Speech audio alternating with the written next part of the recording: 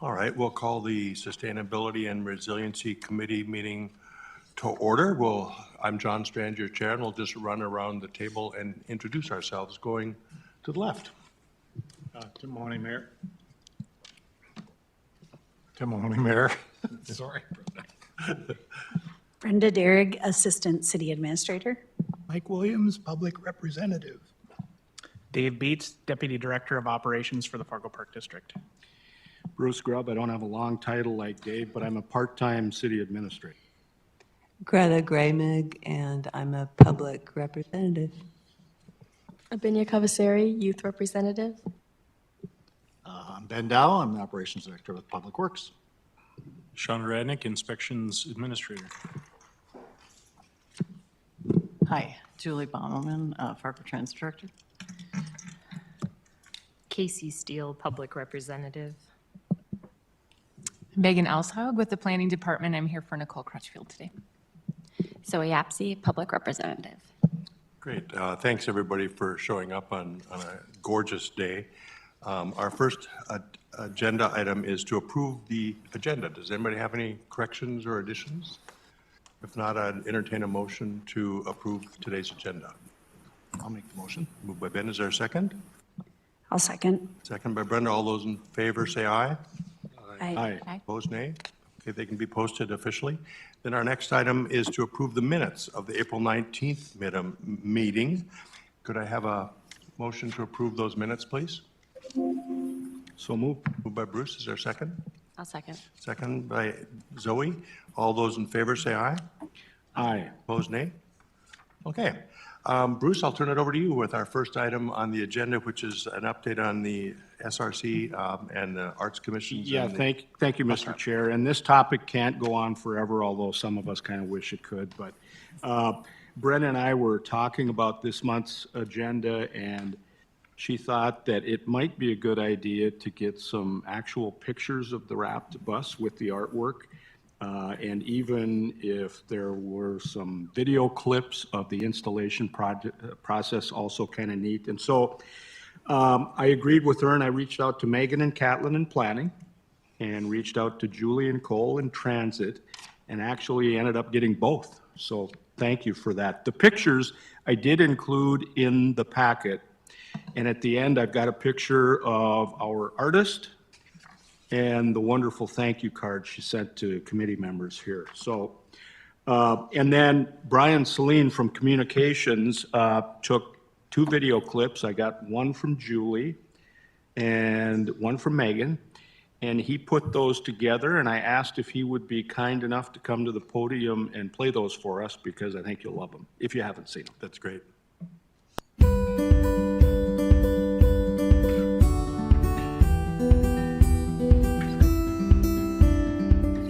The actual idea didn't take way too long.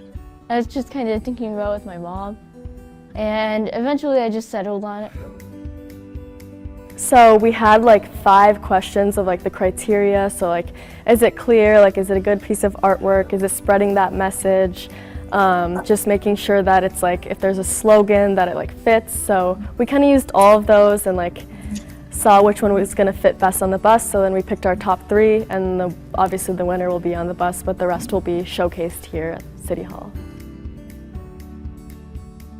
So of course, since it's the map bus, you have to add something eco-friendly, and you want to make sure people are drawn to using more bikes, using the bus, picking up litter, using recycling. And it's Red River Valley, so we are known for red pandas, and we wanted to add that in there because red pandas are known for Fargo.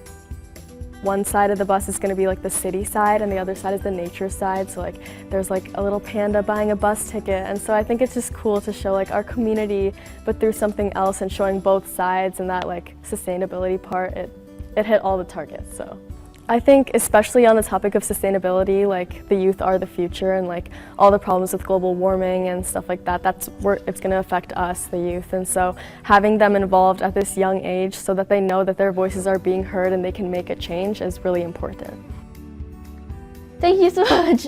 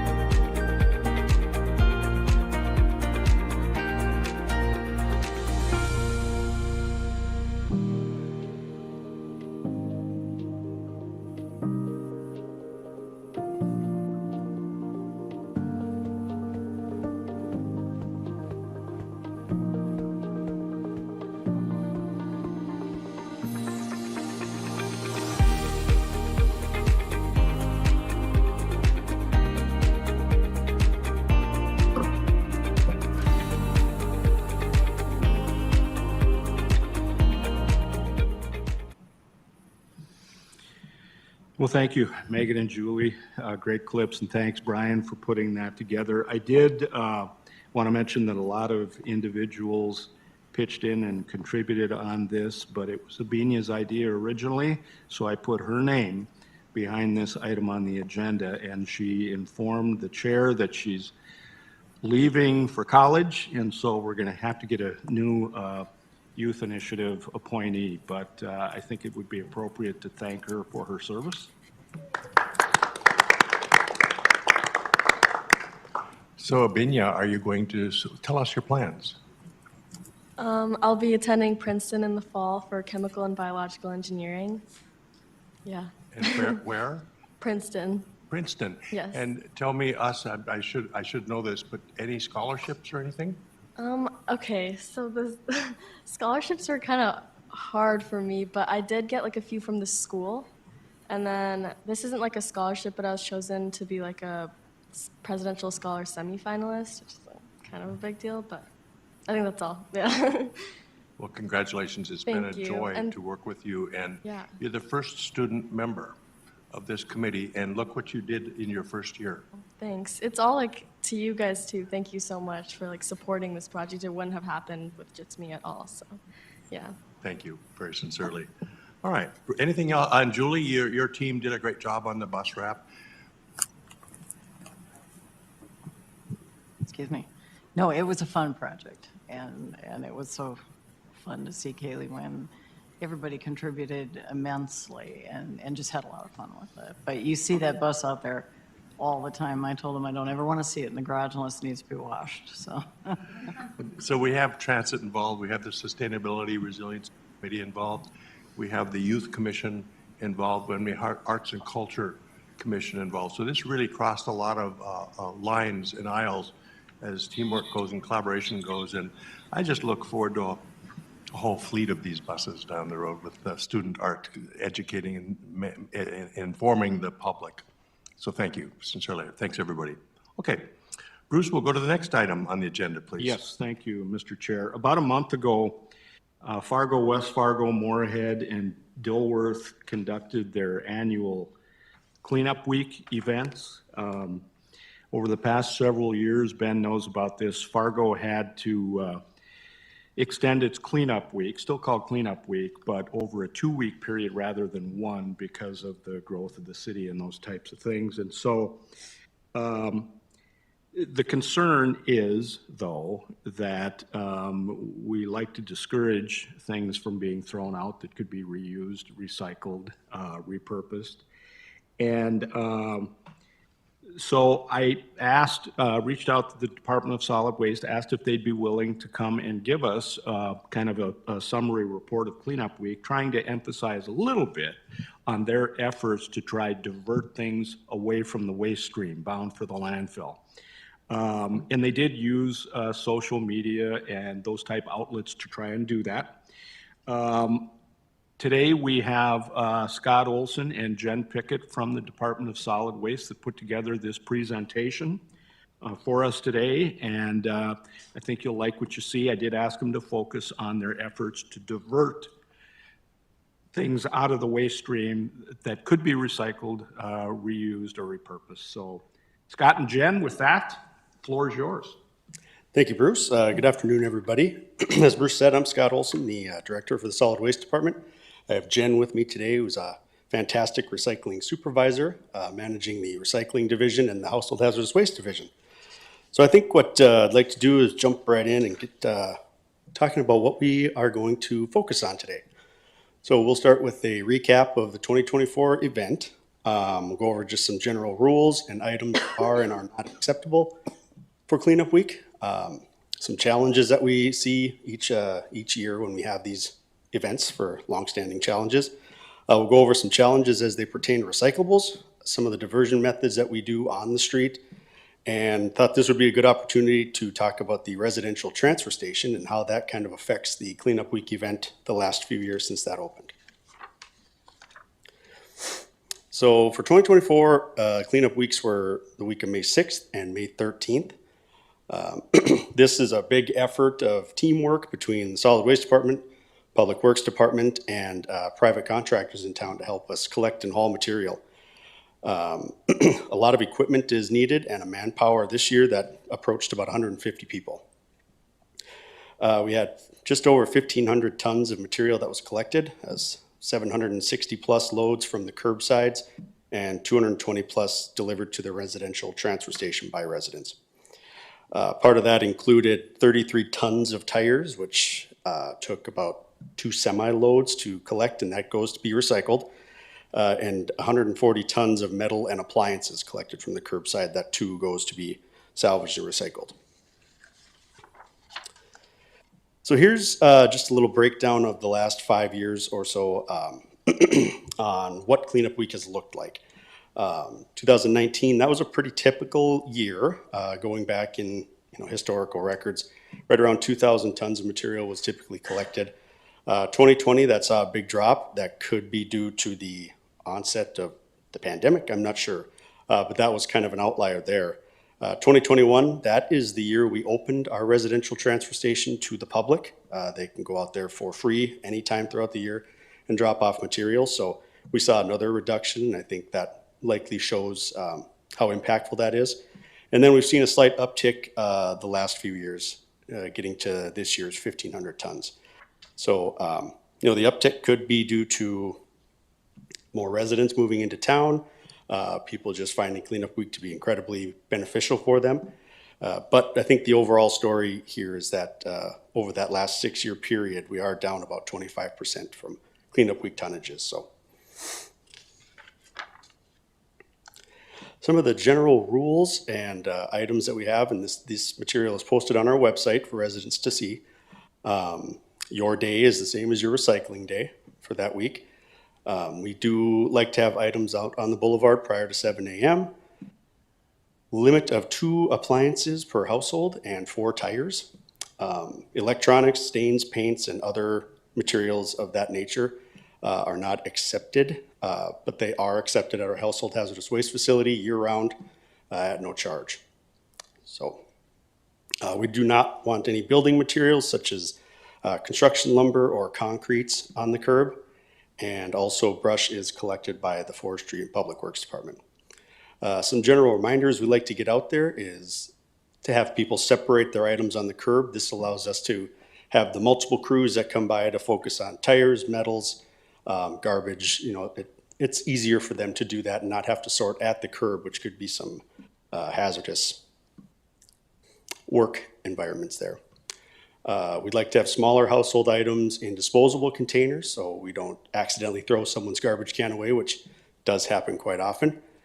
And residents could be charged for overly excessive piles, and we'll get on that in a second.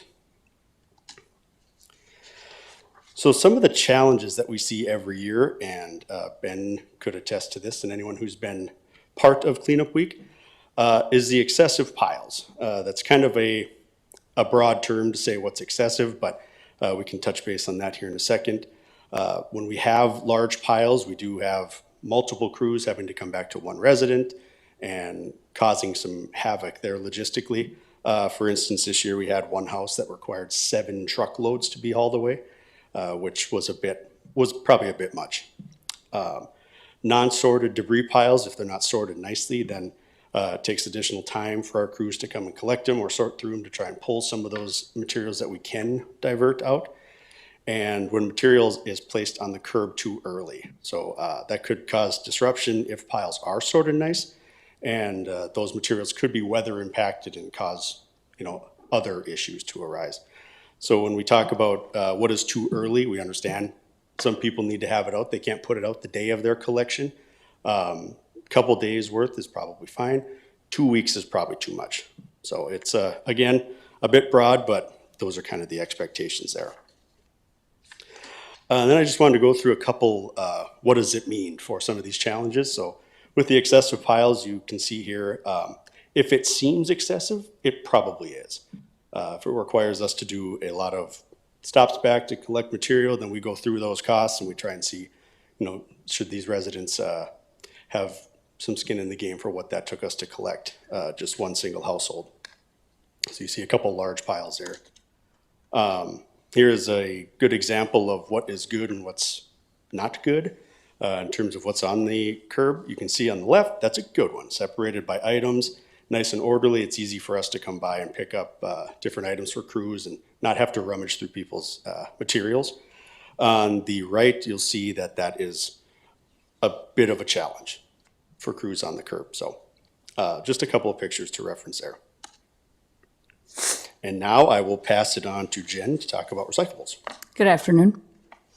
If you can just take a look at this picture and just start to try to pick out some of the things in the pile there, it gets difficult for the time constraints that we have in trying to stay on schedule to try to do much separating when we pull up to a pile like this. We really rely on the residents, and we try to stress that in all of our communications to separate out the piles and, you know, stack up the bags in one portion and maybe the couch over here and the pallets over here because they're kind of going different places, being picked up by different crews. So when we come to a pile like this, it takes longer to get all of that into the back of the trucks it needs to get into.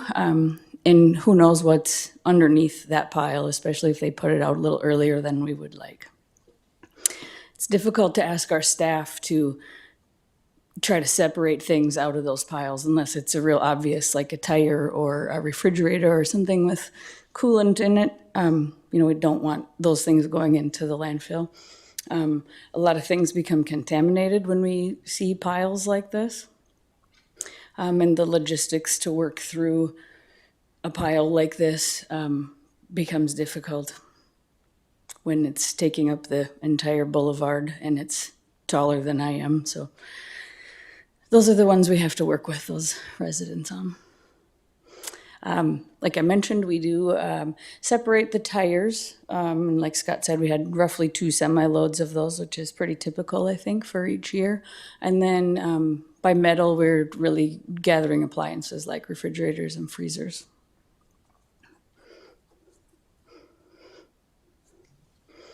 The metal and appliances are collected by designated crews that are, the tire truck is a dump truck, so they just run around to all the routes and collect the tires, bring those back to our shop and dump those off. About 140 tons, oh sorry, that's the metal. 140 tons of metal were collected this year. And we try to stress to residents limit of 4 tires, but every year we pull up to a house and they must be a mechanic or something because they have about 18 tires. So, we will take them, but they might get a letter or a extra charge because essentially we're paying to dispose of those tires in the correct way. So we picked up over 2,000 tires this year, taking about the 2 semi-loads that we talked about earlier. In 2020, I worked with Paul Hansen, the previous supervisor of the landfill, because they had a gigantic building at the landfill that, in my eyes, wasn't being used to its full potential because we no longer bale garbage, and that's what that building was used for. So we cleaned it up and turned it into the residential transfer station, giving residents of Fargo an option to haul any extra garbage, unwanted couches, large items, recyclables, batteries, tires, cardboard, scrap metal, at no charge if they haul it themselves up to us, and they need to show proof of residency. So instead of waiting for cleanup week, we've just given residents another option to bring those materials to us. We always have somebody in that building when it's open to help unload or direct them where items need to go. It's a clean, safe environment for residents. Some people that might be a little bit older need help getting whatever it is unloaded. So we have our wonderful Haley there that does that. And the best part is it's free. So not many people nobody complains about that. And if you see kind of towards the bottom some of the totals there that we've been collecting in the transfer station, a little over 1,000 tons of garbage, 132 tons of metal, scrap metal. It could be anything from a wheelbarrow to a lawnmower to an ironing board that was previously going into the landfill, so that kind of grinds on me a little bit that we would put something like that that's never going to decompose into the landfill and take up that precious airspace. So now we have an outlet for that. So we also have containers for cardboard. So we've pulled out 22 tons of cardboard. And then at our hazardous waste facility is where we collect the electronics, the TVs, computers, paint, stain, oil, all of those things. It's either recycled or reused to the tune of 115 tons.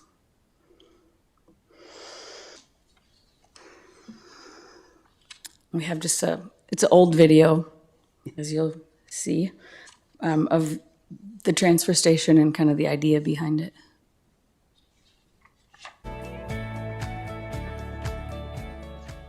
The residential transfer station at the landfill is for residents of Fargo to bring various items out at no charge. So residents would go to the scale house just like you normally would when you go to the landfill, let them know what type of material you have, and then they'll verify your ID and hand out some information about the transfer station, then direct you over to the north side of the building to the door to pull in. Once you get in the building, there's an attendant in there that can kind of help direct which material goes into which container and help out a little bit. And that would include non-Freon appliances, any extra cardboard boxes, household garbage, large items like furniture. We are also separating out scrap metal items, also collecting tires, automotive batteries. So it's just an option for residents to come out and be able to get rid of those items for free, and then they don't have to wait until cleanup week maybe to get rid of that couch.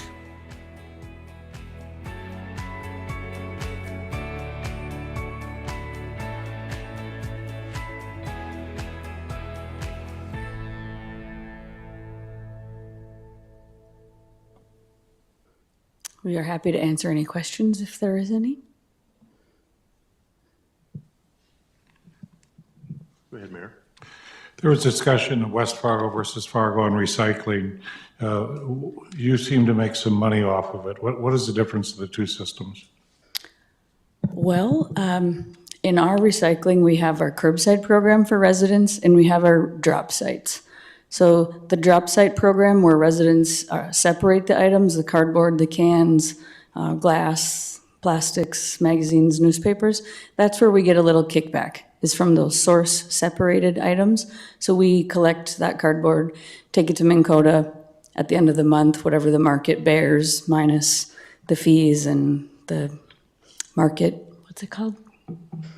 They get like a flat fee off of the top. Sorry, I can't remember the word, but that's where we get a little bit of a kickback. And then also the used beverage cans. As far as the curbside program goes, where residents pay the $4 per month, we are also paying $130, $140 a ton to have that material processed. So we don't receive any money back from the residential program. City of West Fargo utilizes Waste Management for their recycling program. And I would be willing to say they are not getting any money back from that. I believe they are paying a pretty hefty price to have that material handled by Waste Management. It's just that recycling at one time was thought to be profitable, or people could make money off of it, and things have changed. You no longer take glass, so that's changed a bit, and it's a cost to the community when we do recycling. So it's important, people want to do it, but I'm always amazed that when people sort it themselves, we do better. So a lot of people are at the recycling centers throughout the city every day I'm around. So it's fun to see our people participate, I think at 90%, so. Yeah. Jen and Scott, I'm just curious you showed a little bit of a decline in volume. Could that conceivably be the folks that are listening to the messaging to, instead of throw things away, give them to your thrift stores or to other entities that might use them? Is that maybe part of the picture at all, or? Yeah, I would certainly think so. We always encourage residents that if you have something that's lightly used, rather than bring it out to the landfill where it just gets thrown away because it's no longer someone's property, to please donate those and let those in the community reuse those items. Jen does a lot of work with local thrift stores and local, reuse stores to try and get the word out there too. So it certainly could be part of it. The other side of it is that when we get those messages out there to allow people to find places to donate these items, we'd like to get that done, but however, there's always some that are popping up, so we have a hard time trying to direct people towards a certain area, so some more outreach would be good on that side too. I think it could have a little bit to do with the transfer station being available year-round, maybe a little bit. I mean, I have to take credit for that, so. Go ahead, Greta. Speaking of messaging, I'm going to display my ignorance here, but how do you message citizens? Because I didn't know about a lot of these rules, and I don't read the paper and I don't watch TV, so I guess I'm kind of cut off, and I wonder if there's more people like me that just don't get the message.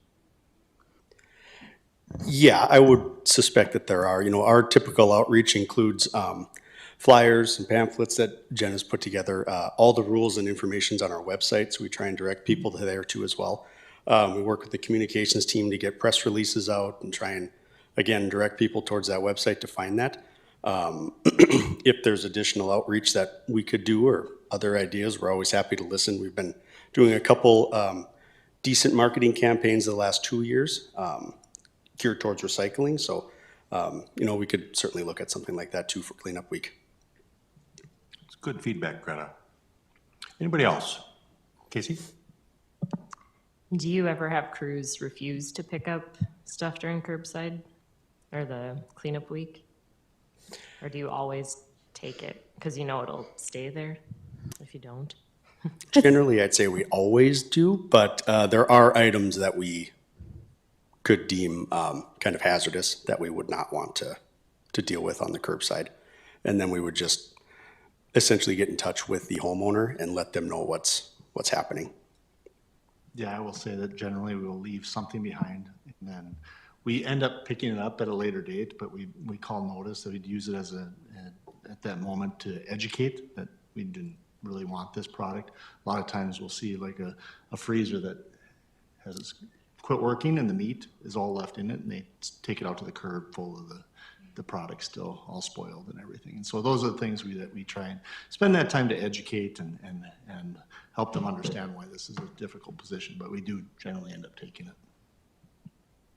One thing I didn't see mentioned in your presentation was fluorescent tube light fixtures. I saw some of these in my neighborhood that were broken.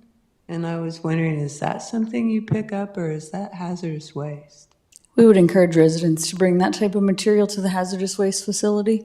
We take in a lot of bulbs each year, so that would be the best option to bring them out there.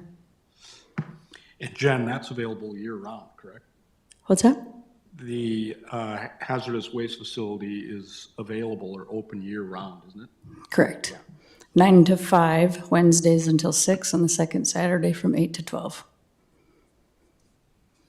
I'm guessing former Commissioner Williams over at the end of the table is wondering how much of this can we, if it smells, it sells, I think you used to say. If you can smell it, we can sell it. It ran in Great Britain. And we're still selling, aren't we? Yeah. Thanks to you and your leadership and others, Bruce. Anybody else? Thanks for the presentation. It's really good for us to have this basis of information, and it's archived for future reference for people. So thank you very sincerely. You're welcome. Thank you guys very much. Okay, we'll go to our next item. Bruce, I'll let you introduce it, and then I'll have one comment, and then we'll turn it over to Christina. Item number 6, yes, thank you. You probably recall at our April SRC meeting, we had 2 agenda items related to LED streetlights. One of them was about an application for an EPA climate pollution reduction grant that the city submitted to help fund our LED light conversions. And it's important to realize that that grant program really was centered on reduction in emissions, carbon emissions.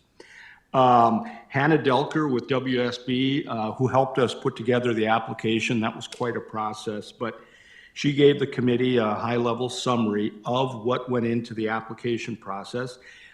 And then that was followed up by a presentation from Jeremy Gordon about the city's program to convert all of our streetlights to LED.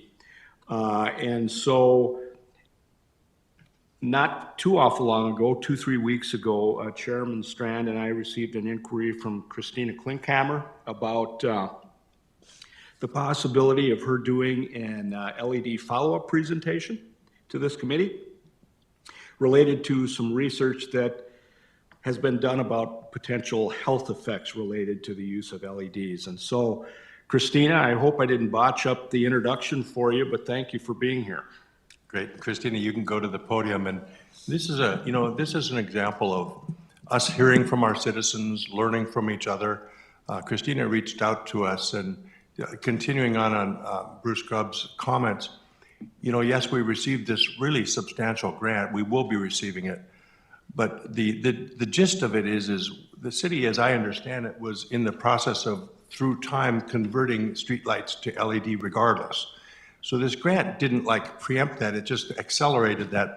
But then Christina reached out and visited with me and us and wanted to talk through with us some of the health issues relative to LEDs and heighten our awareness of concerns that some might have about the technology. And maybe inside all this, there's some applicable guidance for us too as we go forward with these conversions. So on that note, Christina, thank you really sincerely for volunteering to help speak up at the city level and educate us and share. Yeah, so once again, I'm Christina Klinkhammer. I don't know, does somebody have, or should I, is there something I can click on to pull up the PowerPoint? You should be able to, the PDF. Okay, so is it right here? Yep. Okay. Okay. And then how do I start it? Sorry, I'm not used to doing everything on my phone. Anyway, so I'm not sure how to click through on this. Okay, I'll just scroll through. Okay, so LED lighting effects on human biology and why we should care. Okay, so LED versus an incandescent bulb. So an LED stands for light emitting diode, essentially a cluster of computer chips. It's not natural, right? So it does not occur in nature. It's completely an alien as far as human history goes, our evolution and whatnot. Incandescent is an electric light with a tungsten filament that is heated until it glows. So it basically represents essentially what happens naturally through sunlight. And I don't know who all on the board needs glasses, but the sun, the natural sun, actually is your number one option as far as repairing your vision. So basically to eliminate that natural is harmful, So this is just a photo of the essentially anatomy of an incandescent bulb and what an LED looks like. So with energy efficiency, so heat, like sunlight, that's how humans got their source of lighting since the beginning of time. Whether from sun or fire, heat requires more energy. The sun is a native electromagnetic frequency, EMF. So anytime there's a light emitting diode, we're also being exposed to electromagnetic fields. So LED being a non-native electromagnetic frequency, and it's a narrow frequency band, so what it does is it takes the infrared part of the light that is actually reparative to eyes, human function, everything, and it eliminates that. So that's why they're cooler, that's why they're energy efficient, is because it's taking out the most beneficial and reparative part of the light. So this is degrees Kelvin, and I just put in a couple little charts here.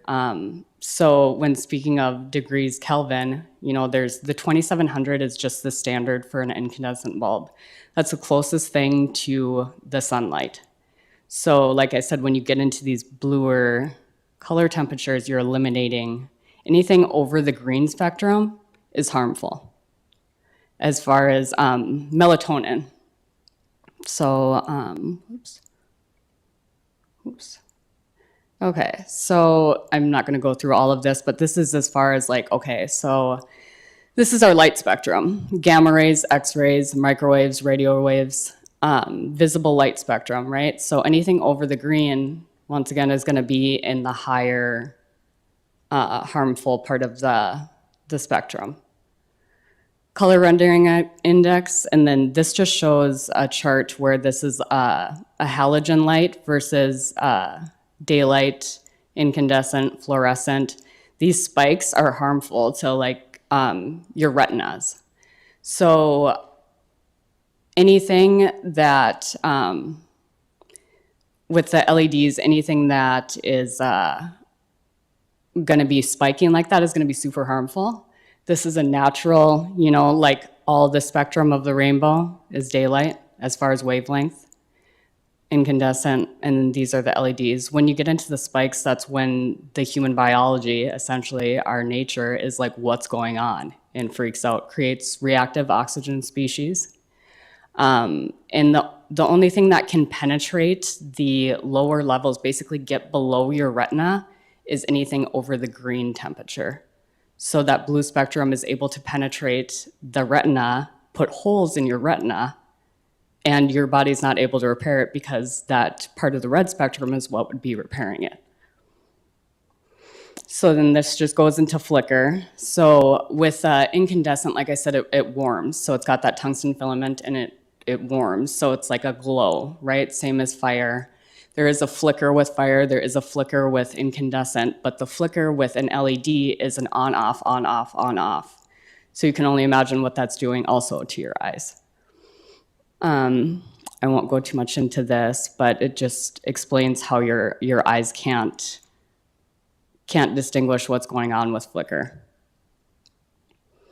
So flicker rates can have negative health effects, including seizures, headaches, fatigue, blurred vision, eye strain, and reduced visual task performance. And negative health effects have been documented. There's been many reviewed papers that all these frequencies, this type of lighting, is causing negative impacts on health. So melatonin. Melatonin is stored in the mitochondria. So it's not just your eyes. Stored in the mitochondria, it's our number one anti-cancer, number one antioxidant agent in the body. Fights free radicals, diseases, and aging. Near-infrared lighting stimulates the production of melatonin. With the blue light spectrum, it shuts it down. It basically, you know, takes it out of the equation. And so if you need that melatonin to repair, your body's not able to repair. Any type of exposure, even they did some studies where they exposed LED lighting that was in the blue color temperature spectrum to the back of people's knees. And it was shown that 3 to 4 hours later, it was still having that effect. So, I mean, you go to bed 3-4 hours after looking at your phone, it's still having an effect. Natural sunlight healing properties. So windows, windshields, also, you know, like our home windows. So you go with a realtor to look at a home and they're like, oh, there's lots of natural light. That's not accurate unless all the windows are open. Because for purposes such as like your couch not fading or whatever, they block out that spectrum. So same thing goes for wearing glasses and sunglasses.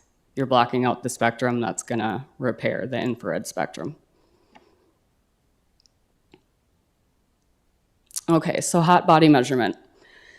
Electromagnetic radiation is emitted. So fire, it has a 23, as far as like degrees Kelvin, it's not just personal preference.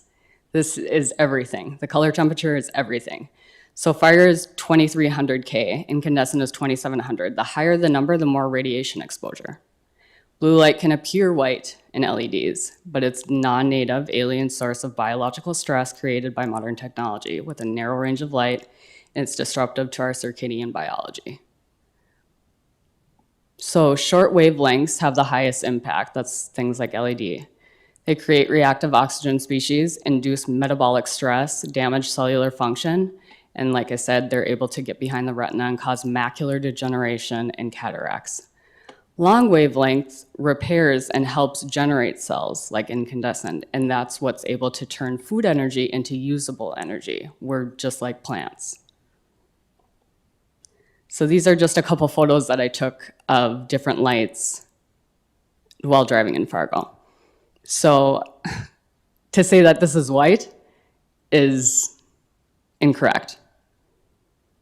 Diffusers, what they're able to do, so a lot of these streetlights, they don't have a diffuser on them. You just see, if you look up during the daylight, you just see those like the little computer looking chips, right? So if it's essentially acting like a laser if you don't have a diffuser on it. Yes, the diffuser is gonna, scatter the light. It's gonna make it basically more projected around the area.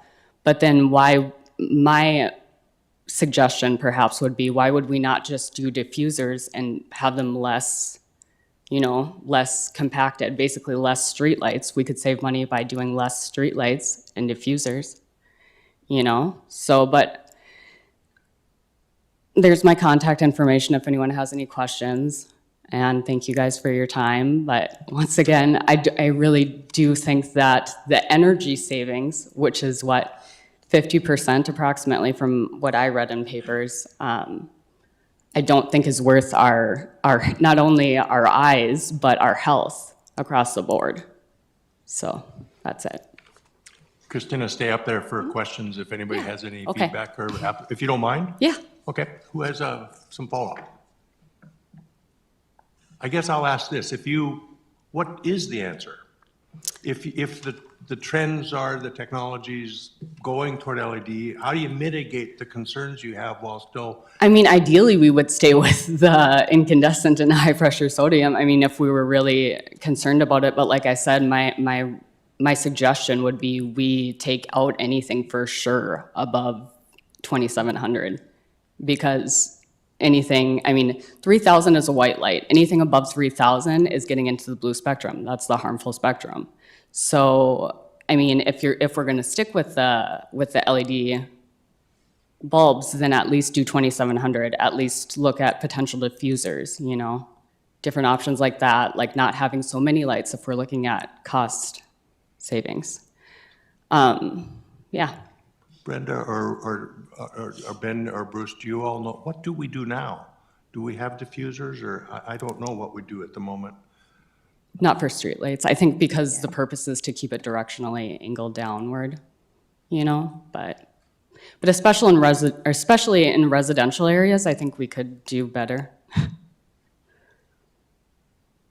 So this is why they tell you don't look at your cell phone before you go to sleep. Right, yeah, because it shuts down melatonin. Because it affects your... Yep, and melatonin is everything. You create cancer if you're not able to repair, Christina, do you have any sense of discussions like this in other places? So as far as? As far as government entities making these conversions, bringing the health so there's topic been many, in my research, there's been many cities that have actually halted the rollout of the LEDs because of different educational things that the people have signed and went against the local government for. I get that you guys have grants and you have things that you're committed to, but I think there's a better way to do it. I think that even if we did already purchase the bulbs, I don't think it's worth it. That's just my thoughts. Who else? Some feedback or questions, or you certainly got our wheels turning. Mr. Chairman, Mike? So Christina, you'd mentioned about the wavelengths and anything above 2,700 and LED lights. We transferred a bunch of them in our church, and then we understood some of what, not necessarily the health, but just the way you feel. And a warmer light makes you feel better. Right. So that worked good at church. But so you can change the intensity of these lights. So if we were to continue to use LED lights, is there a setting you'd recommend along with the diffusers? So as far as like changing the intensity, that would be like a different element of it. That would be like the lumens or the lux. So that would be the actual, wavelengths being emitted. But I think the color spectrum is something that we could maybe control more so than, definitely if we had everything because the problem with like potentially dimming or whatever is everything has to be all synced in order for there not to be creating dirty electricity, essentially, in order for there not to be a noticeable flicker type deal. So does proximity matter? You know, like when we're looking at our phones here, it's a foot away from our face. When I it's mean- a street light, it's 30, 40 feet away, maybe. Right, when you consider anything that's emitting an EMF, you want, proximity is huge. You want to be as far away as possible, just because you can't see it doesn't mean it's not causing harm. Right. And then there are grow lights that are LED, and I've used them, and they do seem to work. And So visibly, they work, right? But it's if you looked at it, essentially on a microscopic level, there is differences between the health of plants under LED versus non-LED grow lights. Great. So thanks for your good research that Yeah. you've done, and hope you stay in touch with us. Yeah, like I said, there's my contact information if anyone has any questions or needs to reach out. Anybody else? Thank you, guys. I appreciate your listening. Thanks for reaching out and sharing. You know, you've certainly gotten this on our radar, and that was what you wanted to accomplish, plus I'm sure conversations going forward and potential impacts. Okay, anybody else? Brenda, Mayor? All right, thank you. We will go now to public comment. We have somebody online. Is there anybody in the room for public comment? Okay. We have James Drew online. If we could connect with him for sharing with us, please. Are you there, James? Hey, hello? Hello, you're live with us at the SRC meeting. Hey, good to be here. I wanted to agree with that presentation, and it's mentioned it should be the city's due diligence to look out for its largest stakeholders, which is the public, and their health and safety. And that's about all I got to say. So great. We appreciate I think there should be more public awareness on this. You bet. We appreciate you reaching out as well, Drew. Bruce, anything else for today? Not from me, Mr. Chair. Okay. Anybody else anything for the good of the order? Thanks, everyone. Our next meeting will be in August, and enjoy your summer.